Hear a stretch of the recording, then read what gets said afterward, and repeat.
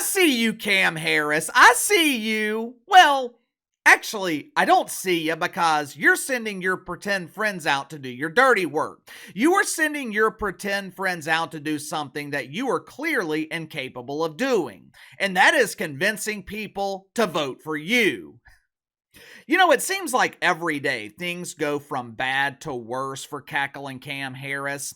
The cackling choir is silent. The cackling choir, they are no longer hitting high octaves with uncontrollable laughter. Now, Cam is still leading them. Cam is still on the lectern waving her hands and whatever the hell that means when choir directors are doing that. Problem is, no one is following her. No one is complying. The cackling choir has been reduced to a silent choir, and it seems like some are doing everything they can to destroy the presidential aspirations of Cam Harris.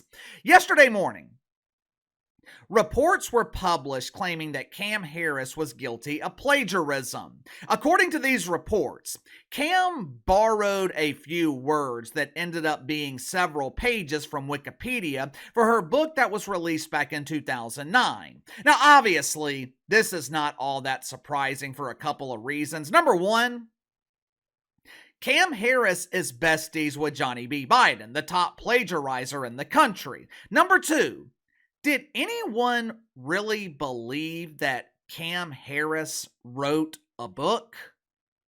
She struggles reading the teleprompter, and I'm supposed to believe that she wrote a book? All kidding aside, this campaign has been absolutely disastrous for Cam Harris.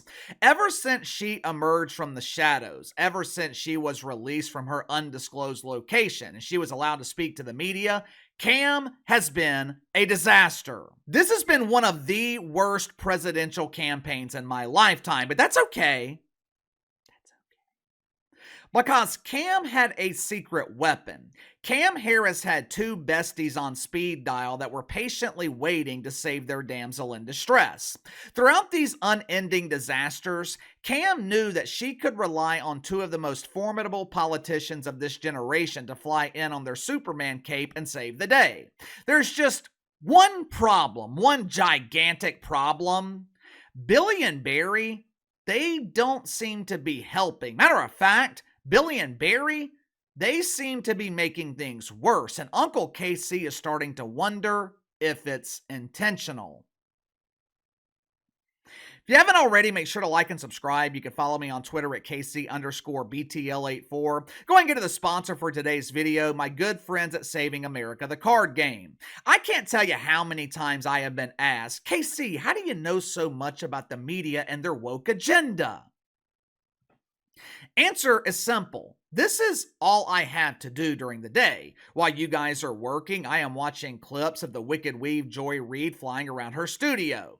This is what I choose to do for a living, but the vast majority of people, they don't have that same luxury, which unfortunately means the vast majority of Americans are uninformed when it comes to the potential destruction of the country. But what if I told you there was a way for you to learn all of this while having fun with your family at the same time? That is the primary idea behind Saving America, the card game. Saving America comes with 54 cards that represent 54 internal threats to the country. Gameplay is simple to understand. It is a standardized deck of cards, and you can play spades, poker, gin, whatever the hell you want. Only difference is each card has a specific threat to the country, and the game teaches you how to peacefully resolve it. This game is specifically designed to teach taxpayers, potential voters. Basically, it's designed to teach normal people about the threats that America is facing. This game is great for nights with friends or fighting against the indoctrination that your children receive at school every day by teaching them what's actually going on in America. So click the link in the description below. Use my promo code GOKC, GOKC. Save 10% off your purchase with Saving America. Yesterday, Bill Clinton, or as my dad always called him, William Jefferson Clinton, To this day, Bill Clinton is one of my dad's favorite politicians. No, Pops is not voting for Cam Harris. My dad is not a proud deacon at Woke United Methodist. But back in the 90s, the Democratic Party was different. Even with all the scandals, my dad always liked Bill Clinton. I think it's mainly because the economy and the country were thriving under his administration. But anyway, yesterday, Billy C., he was at an event, I believe it was in Georgia. Supposedly, he was speaking on behalf, or maybe it's better to say he was speaking in support of Cam Harris. Supposedly. At one point during the speech, Billy C., he was talking about illegal immigration, which, as you guys know, that is a forbidden term according to the woke commandments. We are no longer allowed to call it illegal immigration. We must now refer to them as undocumented migrants or potential future voters. While talking about immigration, Bill Clinton, he mentioned Laken Riley, the young woman who lost her life earlier this year because she went on a morning jog and was approached by an undocumented migrant. The mentioning of Laken Riley alone, that is shocking enough from someone who is associated with Cam Harris. But the real shocking part was what Bill Clinton said next. Watch for yourself. A young woman who'd been killed by an immigrant. Yeah, well, if they'd all been properly vetted, that probably wouldn't have happened. But if they're all properly vetted, and that doesn't happen, and America is not having enough babies to keep our populations up, so we need immigrants that have been vetted to do work. I'm sure some in the media will claim that Bill Clinton misspoke, or to borrow a word from my good friend George Bush, W. I'm sure some will claim that Bill Clinton misremembered. He forgot to focus on the strategery. And look, that is entirely possible. Bill Clinton's 78 years old. Looking at him in that video, it would appear that Father Time has caught up with Billy. At 78 years old, I would imagine that none of us are as sharp as we are in our 30s, 40s, and 50s. However, the skeptic in me is having a very hard time believing that this was a simple error in vernacular from Bill Clinton. Think about it. This is Bill Clinton. This is one of the greatest speakers in the history of American politics. And I'm supposed to believe that Bill Clinton calling out the immigration policies of Cam Harris was an accident? Last week, Barack Obama, he was speaking at an event in East Liberty, which I believe is in Pittsburgh. Barry was speaking to a group of black voters that consisted mainly of black men. Now, like the rest of the deacons at Woke United Methodist, Barry is very concerned. Oh, this ain't looking good, peasants. I mean, friends. Obama is concerned with Cam's complete lack of popularity with black voters, mainly black men. This is very, very confusing for the deacons. Normally, black voters blindly support Democrats. Historically, all a politician had to do to receive support from the black community was to put a D by his name. But for some reason, support for Cam Harris has drastically declined with black voters. I wonder why.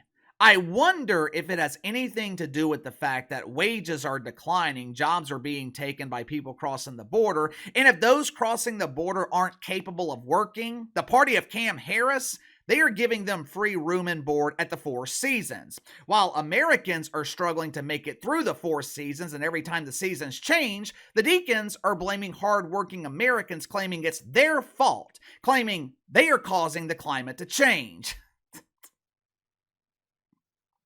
According to the media, Barack Obama addressed black voters last week at an event in Pennsylvania. But to me, this was not an address. It was a lecture.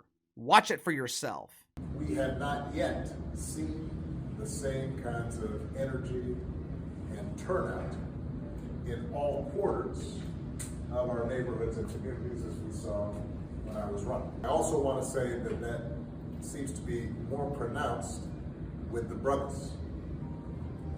So if you don't mind, just for a second, I'm going to speak to y'all directly. When you have a choice that is this clear, when on the one hand you have somebody who grew up like you, knows you, went to college with you, understands the struggles and pain and joy that comes from those experiences. First of all, I like how Barack Obama made himself look good while at the same time making Cam Harris look bad. We haven't seen the support from the black community that we saw when I was running. Yeah, no shit. You see, Obama had charisma. Obama had the ability to speak and people would actually listen. Obama could command a room of 10 the same way he could command a room of 10,000. Cam Harris doesn't have that ability, which is the reason that Cam is sending Barry and Billy on the campaign trail to convince people that she is their risen queen. Problem is, Billy and Barry, they seem to be making things worse. And like I said earlier, I am wondering if this is intentional. This is pure speculation on my part. This is just my own personal theory. I am naturally skeptical, so this could just be my skepticism taking over. But over the past couple of weeks, I have noticed this subtle shift. We have seen the mainstream media claiming that Cam Harris is losing the election. We have seen the mainstream media constantly talking about Cam Harris losing support in minority communities. Now, I don't remember this happening with Hillary Clinton in 2016. Damn sure didn't happen with Obama. Hell, I don't remember seeing this with Johnny B. Biden 4 years ago when he ran against the Trumper. It's almost like the media is setting the expectation that Cam Harris is going to lose.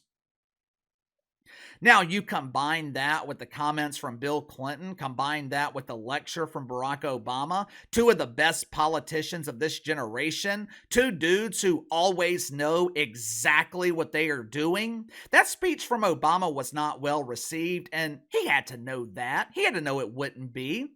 I'm starting to wonder if Democrats have lost hope, starting to wonder if they have lost faith in Cam Harris, and maybe, just maybe, they secretly want her to lose so they can build up a new star over the next 4 years and run them in 2028. Maybe they are willing to accept a short-term loss for a potential long-term gain. Because if Cam Harris won, she is their candidate for the next 8 years. And I'm starting to wonder if they don't want that. That's just my personal theory. Give me your thoughts on it. Is that a possibility? Do you think they have lost hope in Cam Harris and they're potentially okay with her losing this election? You tell me. Sound off in the comments below. Like, subscribe, share the video. Appreciate your support. Best way to contact me is by email at btlkc84@gmail.com. I'll see you guys later.